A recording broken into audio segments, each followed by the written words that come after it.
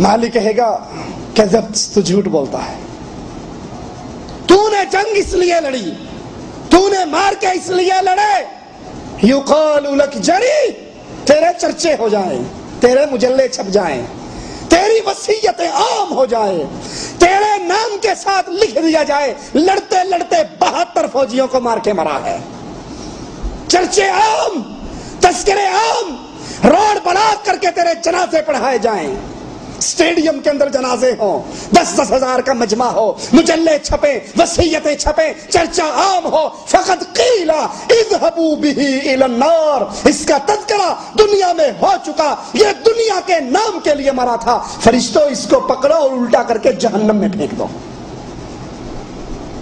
مولوی صاحب آپ تشریف لے آؤ، کیا کر کے آئے؟ اللہ کیا کر کے آیا؟ اتنی تبلیغ، اتنی تقریریں، ٹائم ہی نہیں مل رہا، جب ڈائری دیکھو آج یہاں، کل وہاں، پرسوں وہاں، تقریریں کر کر کے گلے بیٹھ گئے، میری اتنی کیسٹیں، میری اتنی سیڈیاں، میرا اتنے پروگرام، جواب ملے گا ٹھیک ہے، یہ کام تو کر کے آیا، کذب، جھوٹ بولتا ہے، تیرے دل میں کیا تھا؟ میرا نام بلند ہو جائے، اشتہاروں میں میرا نام بڑا، اشتہار ہو نا، 8-10 مولوی آئے ہوئے، کسی مولوی صاحب کا نام چھوٹا سا لکھا ہو نا، کہنا کیوں میرا نام چھوٹا کیوں لکھا ہے؟ میں کوئی کاٹا کسے تو؟ دم چھلے لگتے ہیں، شیر پنجاب، خطیب اعظم، خطیب ابن خطیب، بلبل گلستان، فلاں فلاں فلاں، اور اگر 4 لقب لکھنا بھول جاؤ مولوی صاحب تقریر کرنے نہیں آتے، نام چھوٹا دے دو مولوی صاحب ناراض ہو جاتے ہیں۔ تو نے یہ سارا کچھ کیا، لیکن کیوں؟ تیرے دل میں ریاکاری تھی، لوگوں میں چرچا ہو، لوگوں میں تذکرے ہو، تیرے نام کے ساتھ علامہ لگ جائے، تیرے نام کے ساتھ خطیب لگ جائے، تیرے ہر جگہ پہ تیری کیسٹیں، سیڈیاں، چرچے، تذکرے عام ہو جائیں۔ فقد قیلا، جس لیے تقریریں کر کے آیا ہے، لوگوں نے تجھے علامہ کہہ دیا تھا، اذهبوا به الى النار، اس کو بھی اٹھاؤ اور جہنم کے حوالے کر دو۔ یہ جس جگہ پہ میں کھڑا ہوں یہ مقام بڑا خطرناک ہے، اگر خالص اللہ کی رضا ہو، اگر خالص اللہ کی رضا ہو دعوت، تبلیغ، توحید پہنچانے میں، تو یہ مقام انسان کو جنت کے اندر اعلیٰ مقام دلوا دیتا ہے۔ اور اگر یہاں پر کھڑے ہو کر لوگوں کے ماتھوں پر پڑنے والے بل کو دیکھ کر بات کی جائے کہ آج داڑھی کے خلاف بات نہیں کرنی، اکثر ساتھیوں کی داڑھی نہیں ہے، اگر داڑھی کے بارے میں کچھ کا اگلی دفعہ یہ آئیں گے بھی نہیں اور چندہ دے کر جائیں گے بھی نہیں، تو پھر اللہ کی رضا نہ رہی۔ ٹی وی کے بارے میں کچھ نہیں کہنا، کیونکہ جس صاحب نے تقریر کے لیے بلایا ہے اور ٹکٹ دیا ہے نا، اس کے اپنے گھر میں کیبل لگی ہوئی ہے۔ پردے کے بارے میں بھی کچھ نہیں کہنا، کیونکہ مسجد کے جو سیکورٹی صاحب ہیں ان کی بیگم ہمیشہ شاپنگ کرنے بے پردہ خود ہی جاتی ہے۔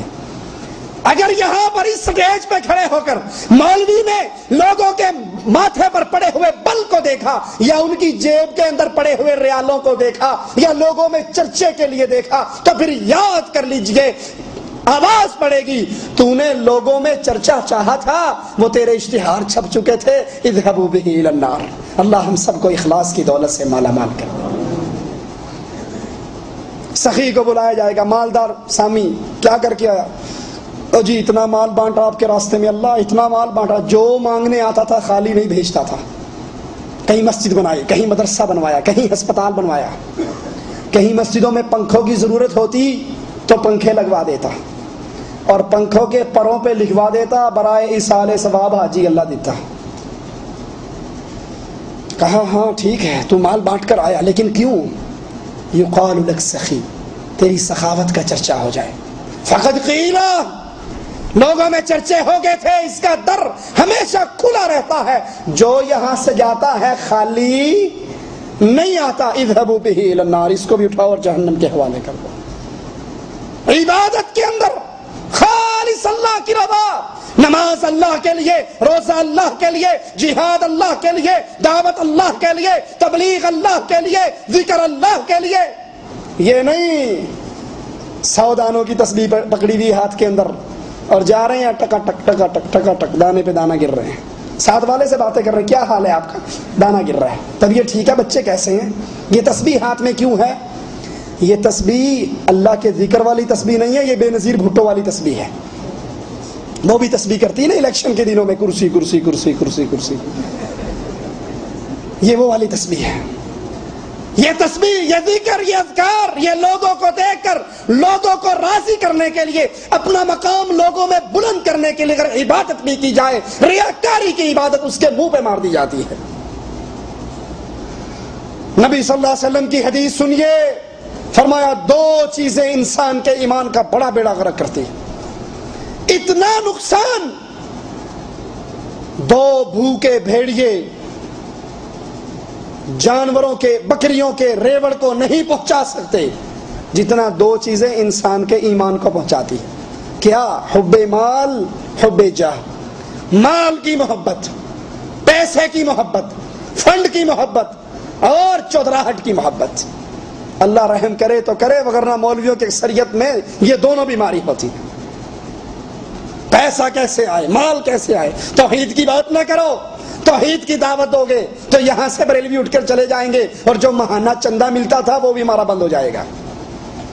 یہاں پر کسی کا رد نہ کرو، کسی کو کچھ نہ کہو، بس میٹھی میٹھی تقریریں، قصے یوسف سنا دو، زلیخا کی باتیں سنا دو، دائی حلیمہ کی ڈاچی اڑا دو اور بس سب کو راضی رکھو۔ سب راضی رہیں گے تو مٹیریل ملتا رہے گا اور جو ناراض ہو جائے گا وہ بھاگ جائے گا۔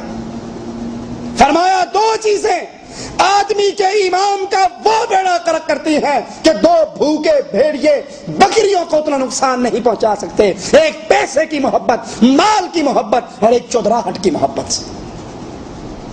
اللہ سے دعا ہے اللہ ہماری خطاؤں کو معاف فرما دے، اللہ ہماری سیاہکاریوں کو معاف فرما دے، اللہ شرک کی ہر قسم کا علم عطا فرما دے اور شرک سے بچنے کی توفیق عطا فرما دے۔ اللہم آرنا حق حقا وارزقنا اتباعہ وآرنا باطلا باطلا وارزقنا اجتنابہ۔ اللہ حق کو حق جان کر اس پہ عمل کرنے کی توفیق عطا فرما۔ اقول قولی ھذا واستغفر اللہ لی ولکم ولسائر المسلمین فاستغفروہ انہ هو الغفور الرحیم۔ ایک شخص کہتا ہے کہ اللہ تعالیٰ قرآن میں کئی بار فرماتا ہے اے نبی کیا تو نے دیکھا، تو کیا اس واقعے کے وقت نبی صلی اللہ علیہ وسلم موجود تھے؟ یعنی آپ جب اللہ کہتا ہے علم ترا، اے نبی کیا تو نے دیکھا، تو نبی تو پھر شروع سے ہوئے نا، شروع سے موجود ہیں۔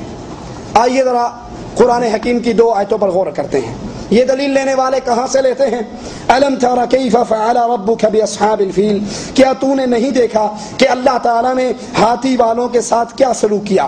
اس سے مراد یہ ہے کہ یہ واقعہ تو نبی کی پیدائش سے پہلے ہوا تھا اور اللہ نبی سے کہہ رہا ہے کیا تو نے نہیں دیکھا، تو نبی وہاں پر حاضر ناظر تھے تو اللہ نے کہا نا، یہی سوال ہے۔ تو یہ سوال کرنے والے بھائی پھر میلاد کیوں مناتے ہو؟ سوچو، اگر یہی ہے